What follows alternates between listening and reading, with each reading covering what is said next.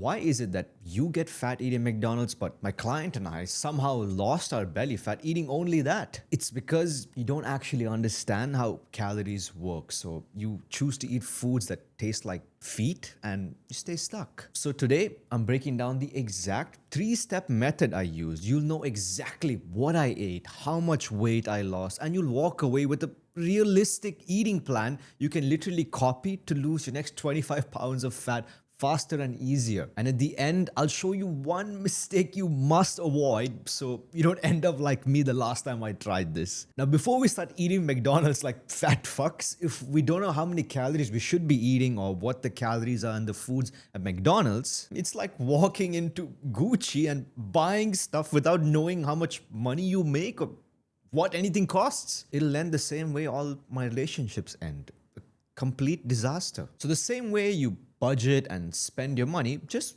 copy that approach with your calories. And step 1 is knowing how many calories you need to just maintain your weight. So take your body weight in pounds and multiply it by 14 if you're a lazy fuck, 15 if you're a less lazy one, and 16 if you're highly active. For me, anything under 2,600 calories is a deficit. So I aimed for 2,100 calories or less, which is sustainable. But the key to losing fat and building muscle at the same time is to hit our protein target within those 2,100 calories. Because here are 2 different times my client lost weight. The second time was with protein and lifting weights, and the first one without that. As you can see, it looks like someone stole her ass in the first one. So how can we hit our protein target within 2,100 calories from McDonald's to not end up skinny fat? So McDonald's is a sweetie pie because they show us all the macros on their website. Now, in choosing their burgers, some options are better than the other because a quarter pounder is lower calorie and higher in protein compared to a Big Mac. So after carefully looking at the whole menu, these were some of the best options I thought we could eat. The problem is though, hitting your protein intake while staying within your calories only eating McDonald's is impossible. Normally, I'd have my eggs, chicken, protein shake, and my leftover calories, I'd use it on McDonald's and have some fun. But for the sake of this challenge, the only way to hit it was by adding extra patties to every sandwich we ate. Now that we know the exact calories, we just mix and match with these 3 options to have some variety and not get bored. Kind of like my ex-girlfriend who mixed and matched me with 4 other guys. Now, this goes without saying, but we'll have to skip one meal and split this either into 2 meals or just one big meal. Now, McDonald's is very calorie dense. I was eating very little food for 2,100 calories. But after 2 weeks of 10,000 steps a day, lifting weights 4 days a week, sleeping 8 hours, only eating these foods and sometimes a chocolate after dinner, I lost 5 pounds of fat and Ishi lost 4.5 pounds. But this wasn't all sunshine and rainbows. There were a few obstacles on the way. The first one was despite eating less calories, walking more, and lifting weights, we gained weight. And if that's happened to you before, you're doing everything right and you're still gaining weight, I know how discouraging it can feel, but this isn't fat. Because for every 100 grams of carbs you're eating, your body holds on to 300 to 400 grams of water. So if you ate any one of the meals I showed earlier, that's about 150 grams of carbs, which means you're holding on to almost half a kilo of water. So when you step on the scale, don't take that number to heart, man. Instead, once every month, just use your phone, set it on any surface, and record a selfie video of you tracking your progress. There are people who do this every day and every week. If you have nothing else to do, okay. And by the way, if you want to lose your belly fat faster, I'll help you do that for free. Just check the link in the description. Now, throughout this challenge, something unexpectedly weird happened. So a few months ago, I had eaten only 1 meal a day for 60 days and sometimes some protein snacks in between. I'd be eating about 1,000 calories a day, but this time I'm eating 2,100 calories and I'm feeling hungrier now, eating almost double the calories. So these are some McNuggets and these are some homemade air fried chicken strips. Now this is 150 calories and this is more food, but 100 calories because this has a lot of saturated fat in it, which ramps up the calories. So eating at McDonald's, you're eating way less food for more calories. So despite losing weight, I was getting hungry, man. I found myself thinking more and more about food throughout the day.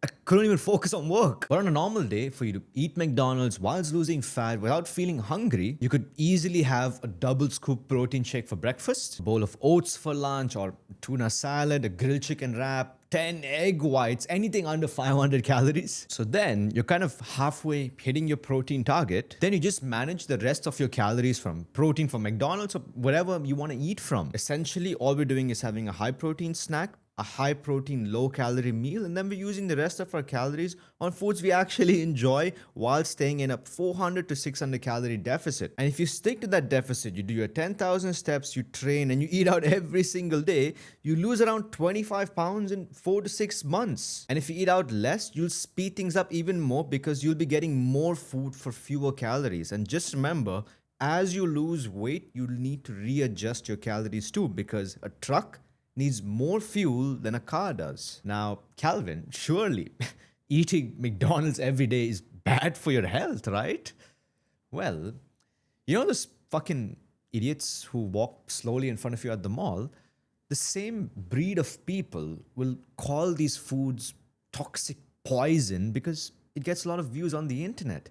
So sadly, most people think that this is bad for them, when in reality, there have been several documented cases where people have not just lost weight eating only McDonald's, but have also improved all their health markers. So if this could help you get fitter, why can't you eat this every day? Now, aside from these foods drastically lacking micronutrients and vitamins which your body needs for long-term health, and even fiber, which is proven to significantly reduce risks of several cancers, the last time I did this, I ended up like this. Because once you make eating out a habit, it becomes addictive, man. And sometimes, since you're eating McDonald's, you're just gonna be like, might as well get some ice cream. Might as well get that. So my addiction was bad. And to recover from that, I've taken a month's break from junk food and sugar completely just so I can get back some control. And then I started incorporating it within my diet twice a month and then slowly once a week while staying in control. So 2 mini rules for you to follow if you actually want to be successful doing this is, number 1, you need to budget your calories properly. Don't fool yourself and say, I'll eat in moderation. And then you order one little McChicken. Man, there's no way you're stopping eating just that. So make sure you save your calories properly throughout the week so you can spend it eating out and having fun. And secondly, don't eat out 2 days in a row. If you can nail these two, you will lose your next 5 pounds of fat in the easiest and most enjoyable way possible, man. So on the days you just don't have time to cook, go out, get your steps, and go eat whatever takeaway you want that'll fit into your calories. The days you have parties planned, have protein shakes or snacks throughout the day, and then have fun at the gathering. Don't be like this, party, I can't eat that. Because after all these years of doing this, I had just one rule. You can't be miserable when you're trying to get in shape. And quality of life trumps longevity of life. By living like this, you'll find yourself happier in a winning environment. You'll see yourself more motivated and even stronger in the gym because you won't even feel like you're on a diet, and mentally you'll have the strength of someone who's on a bulk. But despite losing fat and lifting weights, most people stay average and don't even look like they go to the gym. So if you want to wear your clothes better and look like a fucking athlete, man, then watch this video because I break down 3 mistakes keeping 93% of people stuck, and I show you exactly how to fix them so you can get more booty.